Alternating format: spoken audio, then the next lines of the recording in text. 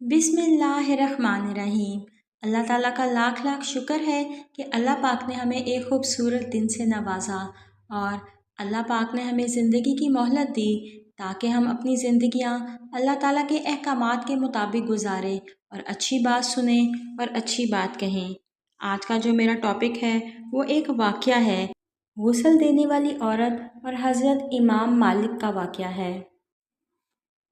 गुस्ल के दौरान Medina Munawwara की एक औरत ने मुर्दा औरत की रान पर हाथ रखते हुए ये अल्फाज कहे, इस औरत की फ़लाँ मर्द के साथ नाजायज़ ताल्लुकात थे। बस ये बात कहना थी कि अल्लाह ने अपनी ढील दी हुई रस्सी खींच दी। इस औरत का इंतकाल मदीना की एक बस्ती में हुआ था और गुस्ल के बाद जूँ ही गुस्ल देने वाली औरत ने मदरजा बाला अल्फाज कहे तो इसका हाथ मैयत की रान के साथ चिपक गया। चिपकने की कुव्वत इस कदर थी कि वो औरत अपना हाथ खींचती तो मैयत घसीटती थी मगर हाथ ना छूटता था। जनाजे का वक्त करीब आ रहा था और इसका हाथ मैयत के साथ चिपका हुआ था और बेहद कोशिश के बावजूद भी जुदा नहीं हो रहा था। तमाम औरतों ने इसके हाथ को पकड़कर खींचा, मरोड़ा, गर्ज जो मुमकिन था सब कुछ किया लेकिन बेसूद रहा। दिन गुजरा, रात हुई, दूसरा दिन भी गुजरा, फिर रात हुई, सब वैसा ही था।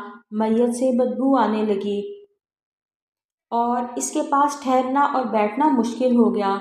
मौलवी साहिबान ने, कारी साहिबान ने, तमाम इस्लामी तबके से मशावरत के बाद तय हुआ कि गुसाल औरत का हाथ काट कर जुदा किया जाए और मैयत को इसके हाथ समेत दफना दिया जाए।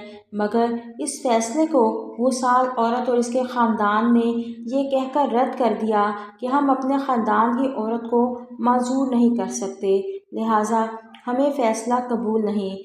दूसरी सूरत ये बताई गई कि मैयत के जिस्म का वो हिस्सा काट दिया जाए और हाथ को आज़ाद करके मैयत दफना दी जाए।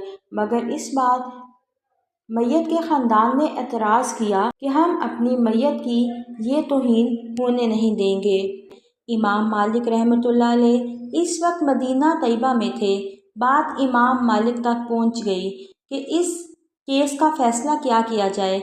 इमाम मालिक इस घर पहुंचे और सूरत हाल भांप कर गुसाल औरत से सवाल किया, ऐ औरत, क्या तुमने गुस्ल के दौरान इस मैयत के बारे में कोई बात कही? गुसाल औरत ने सारा किस्सा इमाम मालिक को सुनाया और बताया कि इसने गुस्ल के दौरान बाकी औरतों को कहा कि इस औरत के फ़लाँ मर्द के साथ नाजायज़ ताल्लुकात थे।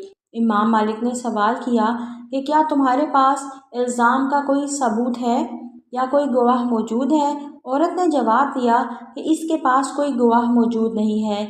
इमाम मालिक ने फिर पूछा, क्या इस औरत ने अपनी ज़िंदगी में तुमसे इसका कभी तज़किरा किया? कहा, नहीं। इमाम मालिक फौरी हुक्म सादिर करने लगे कि इस गुसाल औरत ने चूँकि मैयत पर तोहमत लगाई है लिहाजा इसको हद मुकर्रर के मुताबिक 80 कोड़े लगाए जाएं।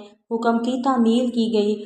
70 भी नहीं, 75 भी नहीं, 79 भी नहीं, पूरे 80 कोड़े मारने के बाद इस औरत का हाथ मैयत से अलग हुआ।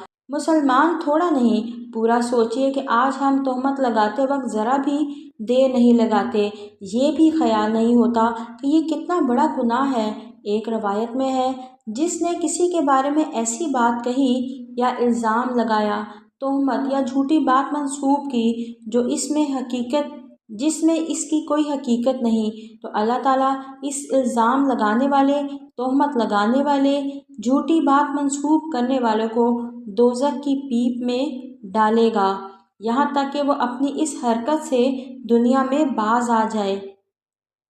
अल्लाह ताला से दुआ है कि हमें इस दुनिया में सुरखरू करे और हमें इस बुराई से दूर रखे कि हम किसी पर इल्ज़ाम तराशी करें, तोहमत लगाएं या किसी के बारे में बुरी बात मंसूब करें। आमीन सुम्मा आमीन।